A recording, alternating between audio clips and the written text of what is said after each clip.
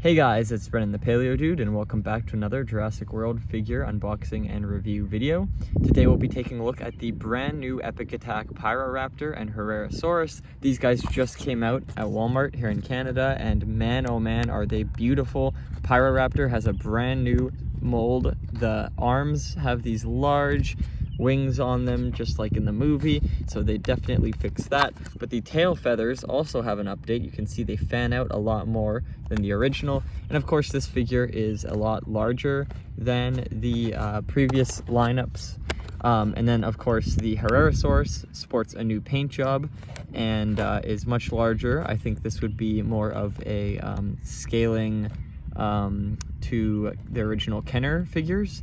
I currently don't have anything with me because I am away from home, but I wanted to get the unboxing out of the way. So on the back of the box, you can see the Baryonyx figure, beautiful coloration. Just wish that the tail had some paint on it. But besides that, I haven't seen that one in stores yet. I'll let you know when I do. But until then, I picked up these guys. And yeah, that deco on the back of the box is really neat. You can kind of see that like darker blue color. And then these like cream blotches. They're almost a greenish cream color. And the inside of the mouth is more of a darker pink. Top of the jaw is not painted, but the teeth inside are. Kind of has some gums overhanging, so when you close the mouth you can't see teeth. I'm not sure, I'm pretty sure the original figure, again I don't have it to compare, the teeth are on the outside when you close the mouth, so that's very interesting. And the action feature is really nice. You can see it a lot better in the dark. I don't know if this might help.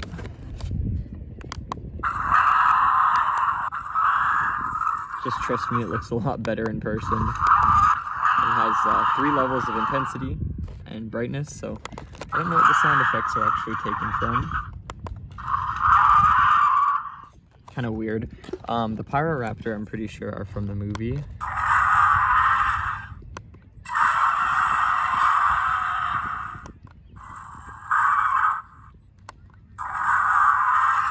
I could be wrong. Top of the jaw is not painted. Or I guess the underneath of the top jaw, but the tongue is painted and the inside is, I think, the same color as the body. There is some light brushing of paint on the leg, but further down you can see there is no paint. I do believe they made the toe claws shinier, which makes them appear black. We'll actually get these figures out of package now. I didn't bring scissors, so we're just gonna yank them out barbarically. So these cost about $20 Canadian, or no, $25 rather, which is extremely steep considering the basic electronic figures, at least back when Mattel first released their lineups here, were $25. So for a smaller figure that's electronic, that's kind of a sucky deal. This used to be $25. It fluctuated between 25 to 30, but now this is a solid 25. It's more worth it if it was like 20 or 17, but I guess the electronic features and the lights cost a little more. The toe claws, they're very shiny, very glossy. At first glance, they may appear to be painted, but they are actually, in fact, the same color as the feet.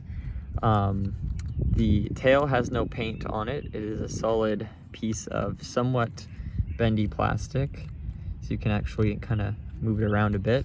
And then that paint kind of continues down the tail, stops at the leg, and the leg is all this kind of dark gray to black color, and they sprayed paint on the top of the leg to kind of make it blend with the rest of the body. It stands out a tad bit, but it's not too bad.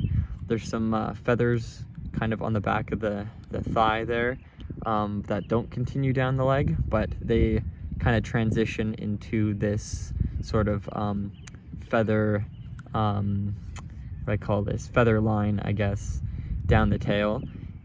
And you can see that it kind of transitions like that. One side has the sound box just sticking out, and they kind of hide it with a scratch on the side, which is actually not terrible. As the bottom has the battery box and they couldn't hide it there. And it looks a little chunky due to that sound box, but I think that actually adds to the figure. If anything, the tail's a little bit short on it. It's not too noticeable, but they could have maybe like shrunk down the body a little bit for that. But I can see the conflict between like the leg and the arm for that. The kind of the wings limit posability a tad bit. I mean, you can kind of force it, but you see the separation there.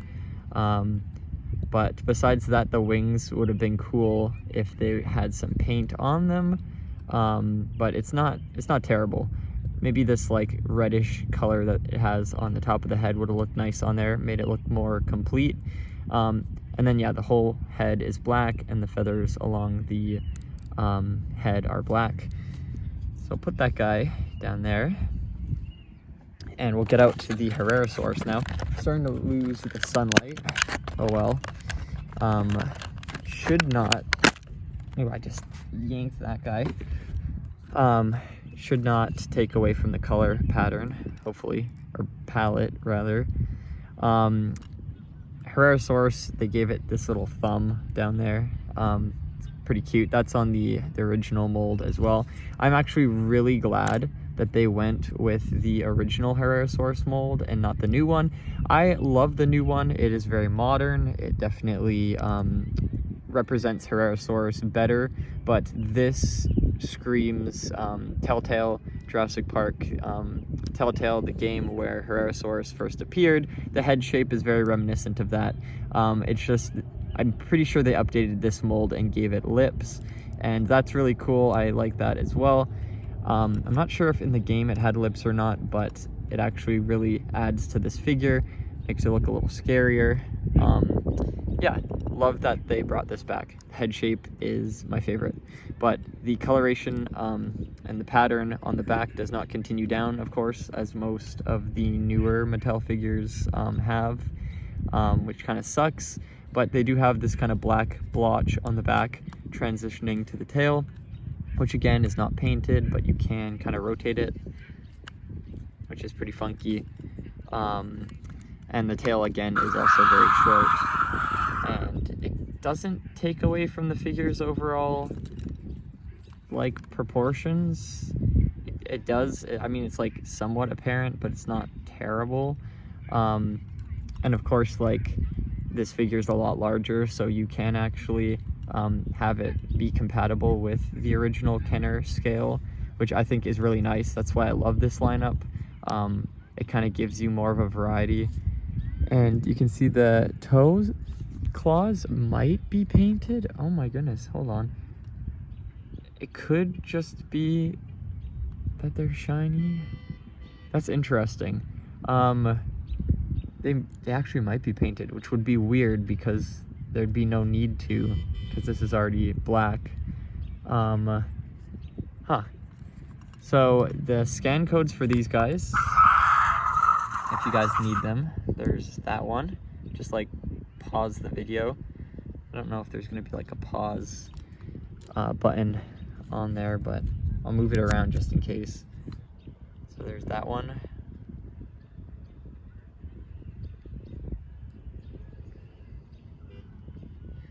Alrighty, so there are the new Epic Attack basic figures. No baryonyx yet, but again, if I see it, I'll obviously pick it up and give it a review. So I hope you guys enjoyed this video. Make sure to check out my previous videos. I haven't been posting in a while, but I'm catching up on content now, so be sure to subscribe for more videos in the future, and I'll see you all in the next one then. Bye-bye.